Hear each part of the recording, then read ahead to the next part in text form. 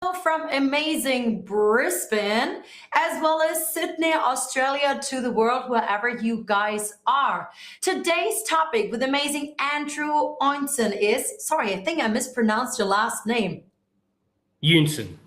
Yunen, sorry, Andrew Eunson is from stage to sea level. Now, Andrew, tell me very quickly, what do I actually mean with stage? Tell us a little bit about your background, which is very interesting, and I would have never guessed when I met you.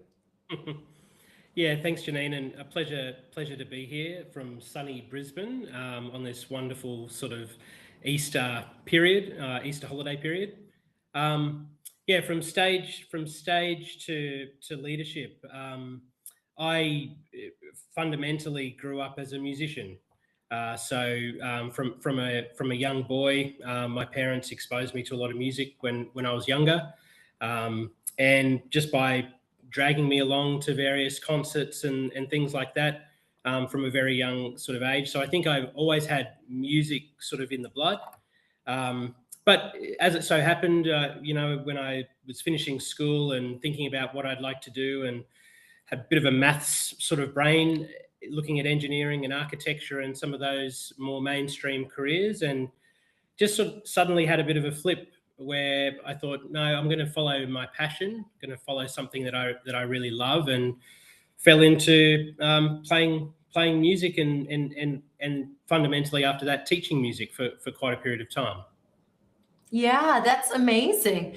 So nowadays, you're the deputy CEO of one of Australia's most prestigious residential colleges.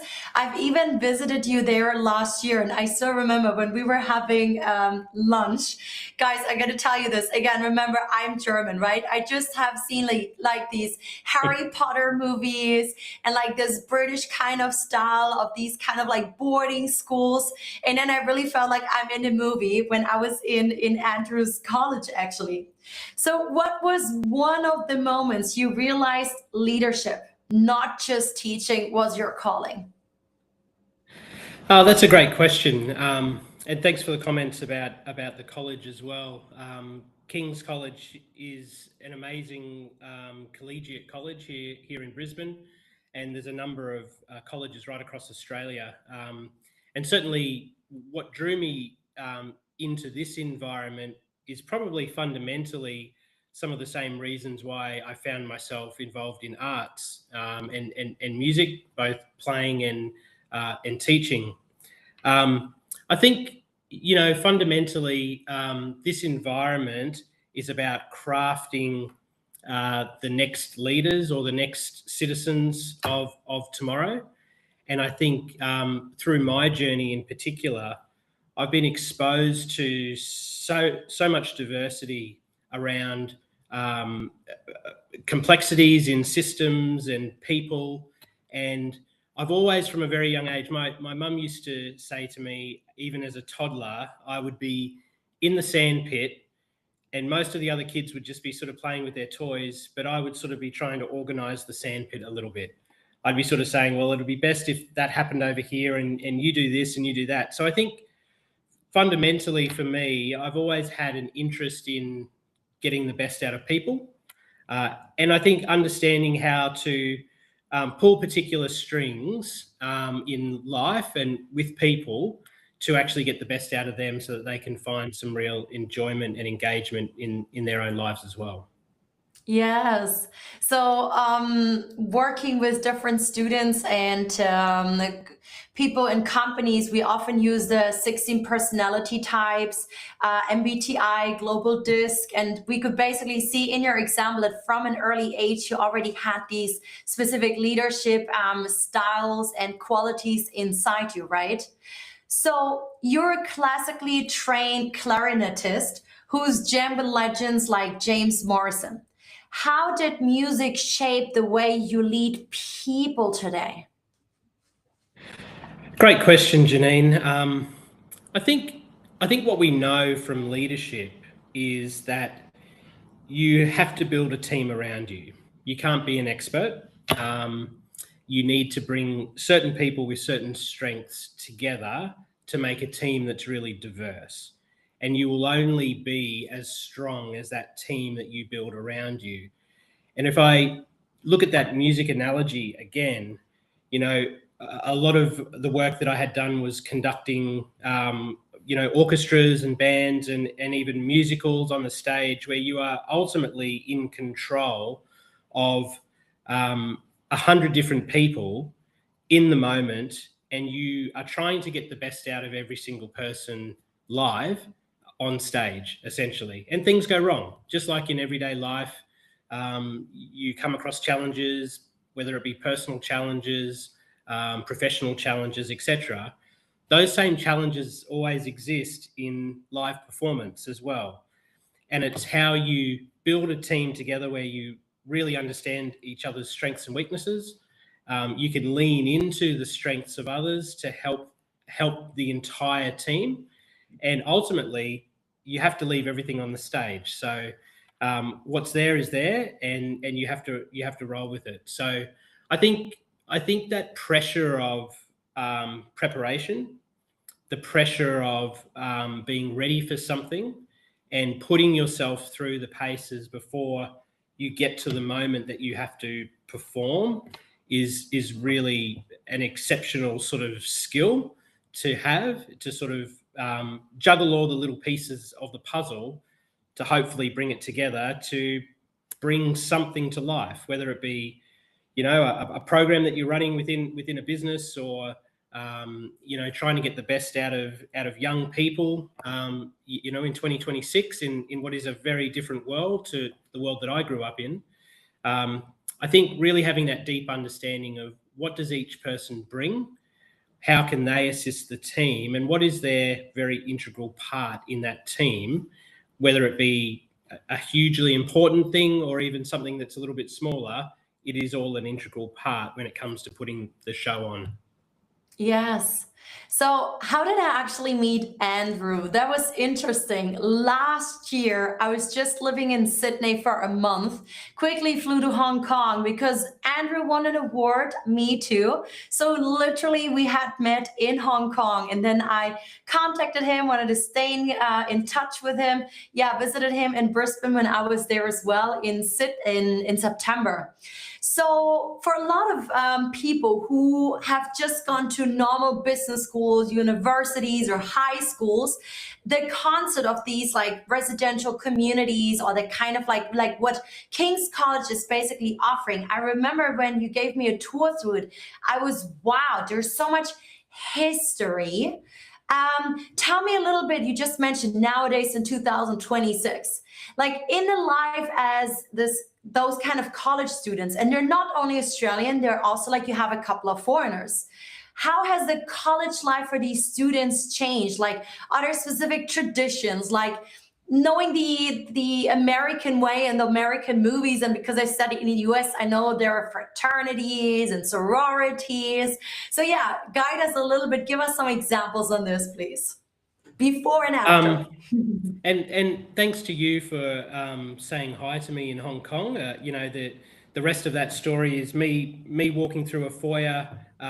Didn't really know anyone at the event, and Janine just sort of called out to me and congratulated me on the award, and really that's the connection that was made at that time, which has spawned onto so many different things, just from being open to put yourself out there to say hi, but also for myself to sort of, you know, take an opportunity to meet someone new and build some connections. So thank you. Thank you. Yeah, you know, in the whole scheme of things, King's College is 114 years old. Wow. It's one of 10 colleges here at UQ, but it's important to remember that in the whole scheme of things, you know, Australia is such a young country. You know, and while some might think 114 years is a significant amount of time, I interviewed a young lad out of Edinburgh just last week who's looking to do a year at King's next year, as he does a transfer of his study with an abroad program through the University of Edinburgh. And the school that he went to, the Winchester School, I think was founded in about 1308. And it is a really explicit reminder to me of how young we are as a college, and certainly some of the traditions and things that happen at King's have been going a while, but fundamentally not that long in the whole scheme of things. You made a comment about our dining hall and the sort of the Oxbridge sort of style. There are some really, really great schools that I've had some connections with overseas, and one of those is called Christ Hospital in the UK, which is an amazing school, and I'd encourage everyone to have a look at it. It's essentially most of the school are there on scholarships, and their dining hall is actually where they filmed Hogwarts for Harry Potter. So Oh, wow. there's a huge amount of tradition and pomp and circumstance that comes with every part of that day. At King's, we draw on the students at King's. We're one of the larger colleges here at UQ, so we have a combination of residential students and day students or associate members. And they draw from around about 200 schools from around the world. And we represent, students from every state and territory of Australia and about 15 countries around the world. So there is quite a lot of geographical diversity here in the college, and I think that's a really important thing. There's a lot of pressure on housing and enrolments, particularly in and around Brisbane at the moment, affordability of housing, etc. So the college experience is essentially trying to create an experience where students can actually come together and learn from each other, learn from the people around them, learn from the diversity that each of us hold from our upbringings, rather than just going to university and having a university experience. Unfortunately, I think universities in Australia are becoming less of an appeal, particularly in an international setting now, because they have become a little bit like corporate factories. And not all, and I understand that there are challenges and political challenges in all of that, but I think colleges, in essence, are trying to hold on to this experience where you come into a college to grow and to learn. There'll be some mistakes made along the way as you grow. A number of our members of our college come in at either 17 years old or 18 years old, so it's very, very formative experience for them. And they are ultimately here, though, for social connectedness, to really understand who they are over a period of years, grow academically, grow socially, have a little bit more of a global mindset around what they'd like to do. And there's a raft of amazing traditions, and sometimes traditions go a little bit wayward over time. And certainly one of my roles is working with the student leaders to sort of understand, well, why do you do the things that you do? What are the goals? What are you trying to achieve from that? And can you give us an example?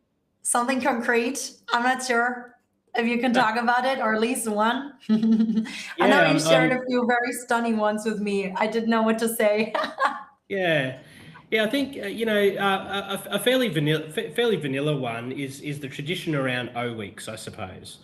And this shifts and changes all over the place. And certainly, you talked a little bit about frat houses in the States, and the frat house kind of situation. I'm not 100% across, only really from what I see from the odd movie that sort of sensationalizes these aspects. But I think wherever you're bringing people into an organization that's ultimately run by the social part of the program, and the traditional part of the program is often run by students with the guidance of staff, it's about just understanding, the mechanics of how that needs to work. So if I use an example, O Week is a tradition that probably occurs in every single college around the country. Ultimately, the foundation of O Week is to welcome people to a new home, to welcome them to a place where they're going to be residing and learning from each other. I think sometimes where that can go a little bit awry in the whole tradition space is the desire or the need from student leaders to try and indoctrinate every one of those students into what it's like to be a part of this place.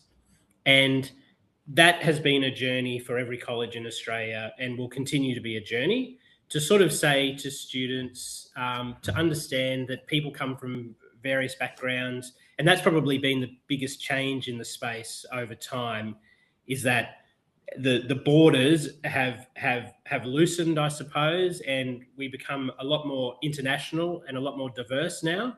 And I think just talking with student leaders about, that activity might be okay for 80% of the people that are here, or 85% of the people, but there'd be a proportion of people that might have some personal challenges that they might be holding on to, some trauma from their life, sickness, health, etc. And just understanding that not everyone can just fit into a mold in 2026. And I think sometimes that can create some challenges. A great thing about our O Week, which might surprise many of your viewers, is that university life can be seen as maybe a place where, it's all parties and, there's a bit of drinking and all of that kind of thing. And the O Weeks that we have here at King's, and a number of the UQ colleges, in fact, are all dry. So there's no drinking at all. And so that image that sometimes people have in their head around O Week, the reality is that it's very different. It's about relationship building. It's about coming together as a cohort. And in the words of students, they talk about the fact that they have an ability to actually build relationships and talk to people during that week without having to sort of complicate the process with alcohol and trying to just fit into a group. They can be themselves a little bit more. Interesting. I'm sure parents love that as well. You just mentioned a little bit like diversity, inclusivity. I mean, big topics nowadays, but let's talk about student well-being, and especially like mental health, which is, mental health challenges among university students have surged in recent years. Having lived in China, as you know, if you look at the numbers of Asian countries, especially also China, there's so many like suicide rates of like high school students. The pressure is so high. I mean, that's a different culture. Some of them might not talk about it. Different topic, but you've co-created well-being strategic plans at multiple institutions beyond King's College. What does a truly effective student well-being framework actually look like in practice versus one that just looks good on paper? Well, I think there are fundamentals to well-being, and I think, as an adult myself, and you would know, Janine, from your own journey, I think you're constantly on that journey that is very personal to you, and challenges come along the way. Myself, I would say I probably came from a fairly privileged upbringing, parents, healthy marriage, healthy home, etc. But not from a very affluent sort of background either. So, right from the day that I moved out of home, I was sort of, paying my own rent and finding jobs and supporting myself along the way. I think it's important, fundamentally, the number one best thing for any organisation, particularly organisations dealing with students, is making yourself approachable. Taking away that stigma, taking away the challenge that might be there for somebody to just actually have that first conversation. So I think, to be approachable, to have strong relationships, to make it okay to come forward and talk about things, but also display a little bit of vulnerability through the process as well. I think, by as a leader displaying vulnerability, young people will see that and they'll understand that it's okay. It's okay to have low days. It's okay to have high days. It's okay to just be in a bit of a rut. But it's actually helping a student to come in that door that first time, to have that conversation, to seek the friendship or the relationship that they have with, whether it be an adult or a student leader. If you've done that, I think you're sort of 85% there. And you're right. Yeah. There's a lot of things that are affecting young people today. They often talk about the environment, and that's not necessarily environmental pursuits, but just the place in which they are living, how they are surviving within the environment that is their home or their university or their home life, etc.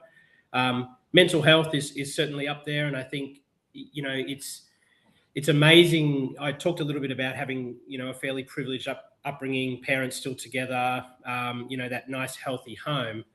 Well, that I think is not the common case anymore, and so many students when they walk in the door and you dig a little bit and you dig a little bit deeper, you can see that they've been holding on to significant things for their life, and sometimes their first step away from home and being away from that environment where they've experienced some adversity can be the first moment that they're actually sort of coming forward and sort of trusting someone to sort of talk through this as they grow as an adult in these formative years.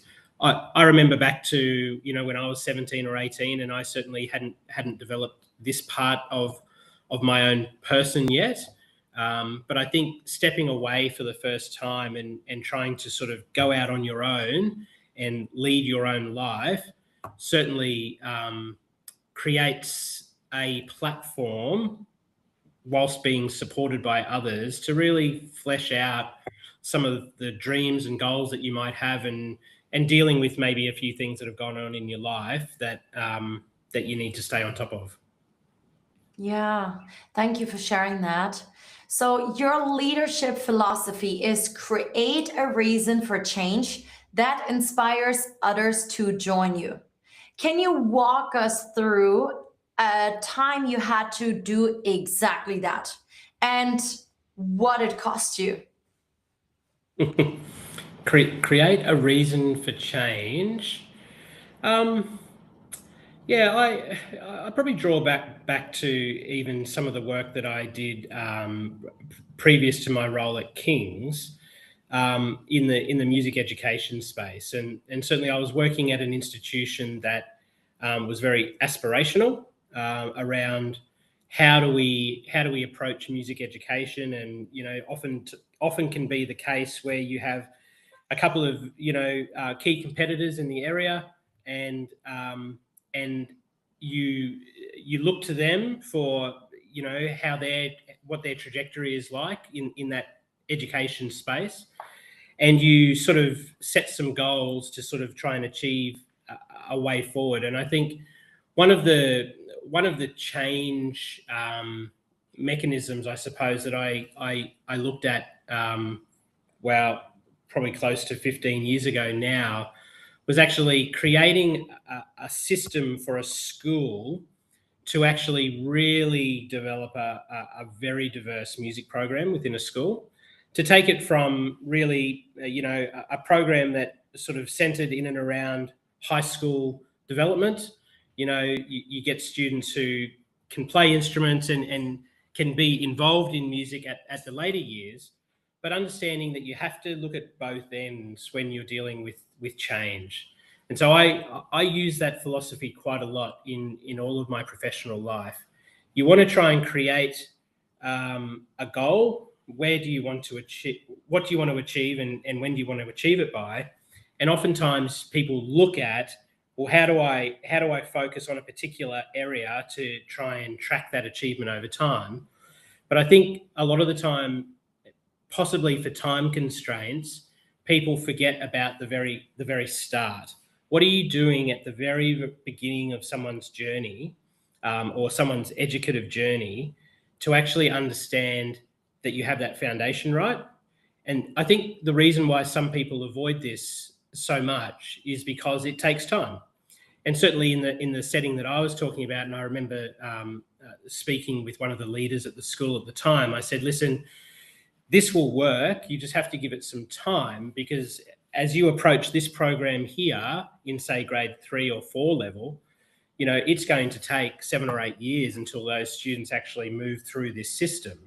So it's not, oftentimes it's not the quick fix. It's not the overnight sort of fix that I think sometimes in life, that instant gratification, that, looking for those early wins is what people are after, but it actually takes a lot more considered thought around how you're going to build something that's got legacy, how it will actually, you might call it change, but it's actually a new way of thinking for a particular area that will hopefully build long-standing change over time. Thank you for sharing this. So before we went live, we were just chatting a bit. It was Easter. There were some holidays. Some students would eventually go home, even if like the gas prices are a little bit up right now. But you have students from all around the world. So you were just quickly sharing a bit like how the life on campus right now, because you and your wife and your kids, you also live on campus, you work there as well. What is the atmosphere like right now? You said an interesting example with the hospital as well. And also, like, does your work or the student life actually get affected by the current happenings internationally? And again, I don't mean to talk politics, right? But again, you are in a very international area. Yeah, the college is quiet, so students are very welcome to remain at college right from the beginning of the year to the end of the year. But this period, a lot of local families or interstate families will actually travel for Easter, and many did so last week. So out of the 400-ish odd students that are here at King's, there's probably only about 30 or 35 that are actually here at the moment. Oh, that's a big difference. Massive difference. And university students still like a good Easter egg hunt. I noticed there were quite a few scavenging through the gardens on the weekend trying to find Easter eggs that have been planted around the place. Where was that invitation? I missed out. I wanted that too. Worth the flight up. Certainly the recent geopolitical conflicts overseas, I think it's important to remember when you have an institution like King's that has students that have connections to many, many countries, whatever your beliefs are about the reasons why things are happening, I too don't love getting into the political landscape too much, because for some that can be a really triggering moment, whether it be a student that has Jewish heritage and significantly challenged around anti-Semitic happenings in Australia, or people who are living overseas or have lived in war-torn areas before. It is all a very triggering thing for them, and everyone deals with those things differently. Certainly when the geopolitical things started happening in the Middle East, it was all care and support from King's. Hey, you're in our community at King's. We know that you have family overseas. We know that these events in the world will be causing an emotion, and we're certainly here to support you with that. And everyone deals with those things in different ways. And for someone like me who has never been in a war-torn area, certainly I don't necessarily understand what that might feel like. I was on my veranda over the weekend, and there was a helicopter flying very low near my house, and I just thought for a second. I thought, wow, imagine what it would feel like in some of these countries where you hear these sounds of aircraft and different things, and you're just sort of wondering, what's going to happen next. So I think we're very lucky where we live, and lucky with the setting that we have here. But important to be conscious of the fact that any of these events in the world can be really quite challenging for a lot of people. Absolutely. Yeah. I mean, you yourself have your own personal life, although you live on campus with your wife and your two kids, and you have your own personal challenges as well. You're just a human, right? Yeah. What do you personally do to keep your sanity, to stay successful, to be a good dad, a good husband, a good deputy CEO? That's a great question. I was assisting with one of our academic law society nights last week, and so we had We had a sitting judge and members of the legal fraternity here, all old collegians of King's, talking about work-life balance. And I'm often asked about work-life balance, and I think it's deeply personal to many people how they balance that.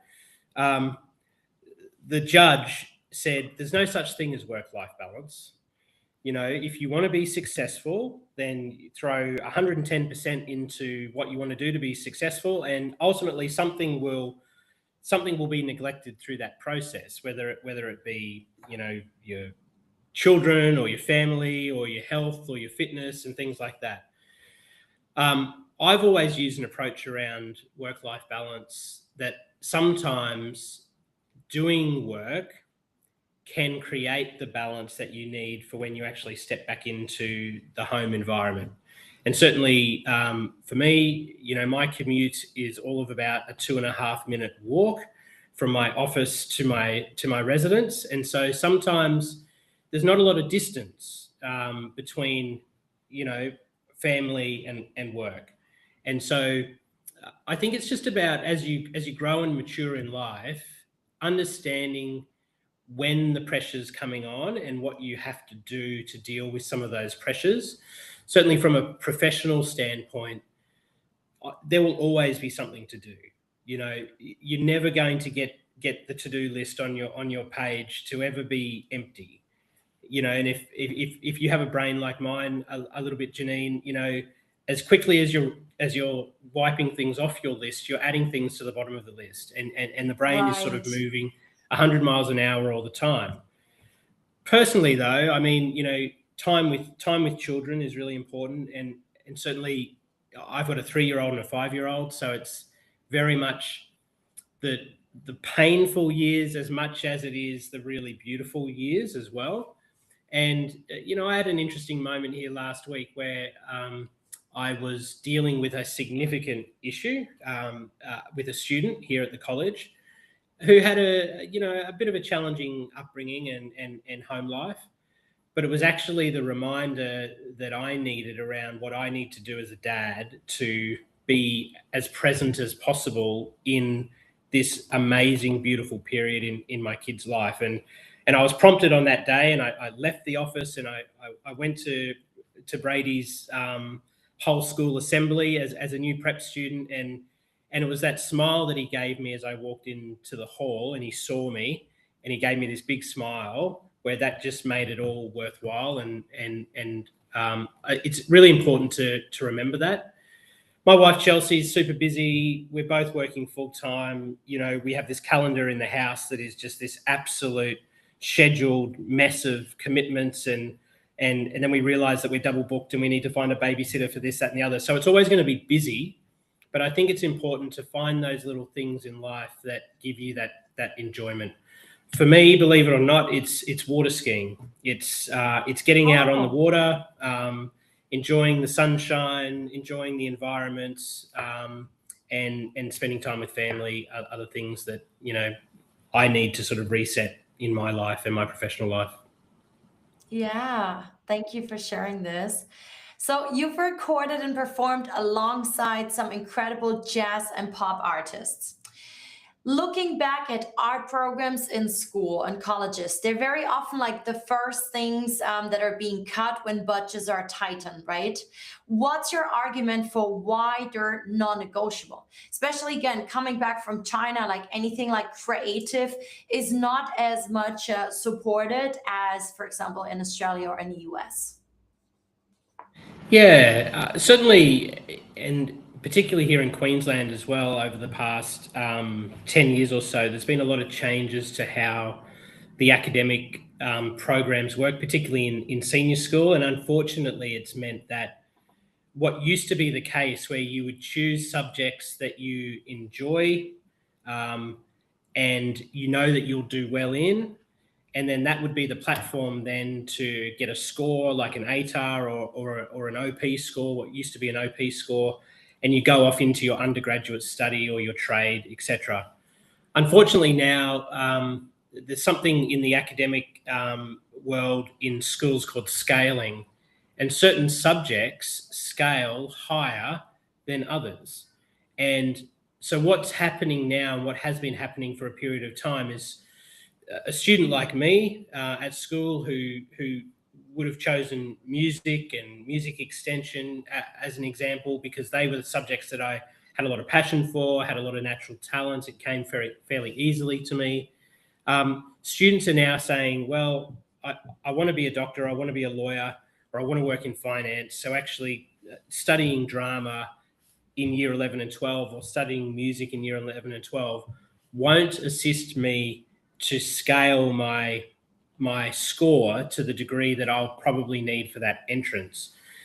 Then you go into the whole tertiary system now as well, where again, arts courses, arts degrees, etc., financially get less funding. So not only now to follow those creative passions, you actually have to pay more to be involved in that. And I think it's a real pity. And I think there's going to be a moment coming up where, with the development of AI, the development of understanding how to use AI effectively, how to bring that person-centric approach, that social emotional approach, you can really use the arts platform as the foundation for that.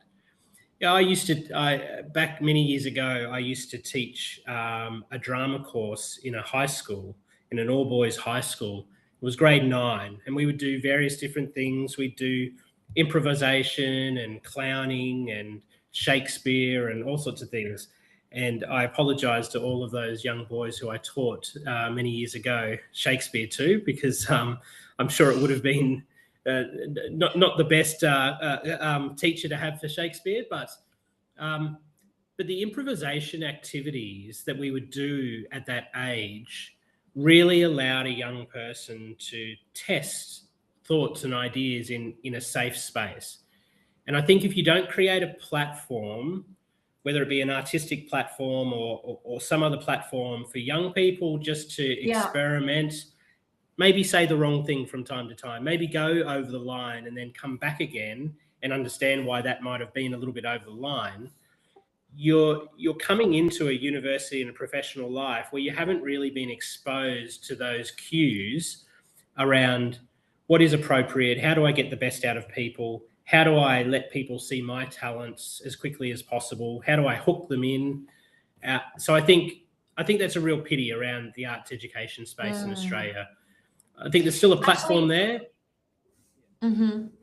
So when I was 16, I got the scholarship to study in the US for 1 semester, go to a high school, live with the local family. I was in Las Vegas, funnily. And we were able to choose like psychology, marketing. Funnily, if you look at the work that I do nowadays, this is like one major part of what I'm doing. Who would have thought? But theater was another one. And we could go on competitions. And it was just amazing that I could choose that as a normal course, because the education system was so different from Germany. So it is great that this has been offered, and it really shaped my life. Also, like these improv games that we played in the theater class, it shaped my life so much more nowadays than I actually would have expected back then. And I guess probably the same for my mom. I have maybe 2-3 more questions before we're closing it up. Now, this is a little bit more a work-related one. So King's College sits within the University of Queensland, and thank you so much for guiding me through it. When I walked through it, it was stunning. The campus and like everything else that I saw. Because I've never studied at a university like this, only like small business schools or something private or with work related combined already. So, but basically they both operate like King's College operates semi-independently. How do you navigate that relationship, especially when priorities don't fully align? Yeah, great question. So you've done a great job of explaining the landscape. So King's College is a fully independent college, and all of the colleges at UQ, all 10 of them, are independent to the University of Queensland. But we actually all reside on the land of the University of Queensland. So that creates positives and some challenges. So certainly, the positives far outweigh the challenges in that sense. We've got an amazingly supportive administration for the university, and they see, particularly through the Vice Chancellor, Professor Deborah Terry, she really sees the value of what that collegiate living environment can provide young people to ultimately be successful in completing their degree. And that, I think, is the fundamental challenge for a university: is how do you create a system that brings somebody in their first year and has them moving out and graduating and being set up to be successful in the world. So the relationship, we have a relationship framework with the University of Queensland, and we are certainly the envy of many of our brother and sister colleges around the country, because of how strong and how deep that relationship is. I meet with my colleagues from the other colleges once a month. The heads of colleges meet once a month. There's steering committees that occur between the university and the colleges. There's strategic planning, and you're trying to always be a part of that overall strategy for the university, whilst also holding true to what is important for your own college. And some of the differences, we're in an enrolment climate now where there's huge growth. So there are many more students applying to come to college than will be accepted, unfortunately. We're up around sort of 1,000 applications a year for about 150, 160 places. So I think that brings challenges around facility development, capital works programs, philanthropy, fundraising, saving money to build surpluses to then go and build, etc. And that can be quite a complex strategy, because you're dealing with fundamentally a college that has history, has a group of old collegians as a part of it, a strategy around size of your college. You're constantly trying to create that student experience as best you can. And from a very practical level, though, we don't own the land. And so, sometimes when, going to banks and looking to borrow money as a part of a strategy, etc., you need that support of the university as that host university to support you with a lot of those different initiatives. It's often thought that colleges are prestigious and elite, and certainly that word can be bandied around quite a lot, but they really do run on the smell of an oily rag. They have very small levels of staff, working pretty tirelessly across the organisation, and at the end of the day, you are trying to create a strategy to develop the business as best as you can, understanding that relationship that you have with the university as that host university. Two last questions, then I'm going to let you go. We're going to hurry up. I know we're running out of time. The whole world is looking at Australia in terms of education. Being German, like not just work and travel, but a lot of students always dream of going to to Australia. I mean, in China, of course, but yeah, the whole world. Let's say you have the magic wand, Andrew, right? So if you could change one thing about the way Australia's education sector thinks about student life outside the lecture theatre, what would it be? I think Australian universities do a pretty good job in this space, but I think student life is something that often needs to be driven by students themselves. So I think it's really important for institutions to really consider how they can be as supportive as possible to allow student voice, student programs, student drive and initiative to impact the future of their institution. And I sit here in this college environment where I know the value of student life, but unfortunately I also hear through interviews the sole reason students are wanting that college experience is because they don't think that student life actually does exist within their university setting. Oftentimes it does, but it takes perhaps sometimes the extrovert student to actually seek those things out. And I know that from just having students here at college. You will have students that come out of their shell really, really quickly and want to meet new people, and then you've got people that need assistance with that, need to be supported around a journey of social emotional connection and activities and academic progression, etc.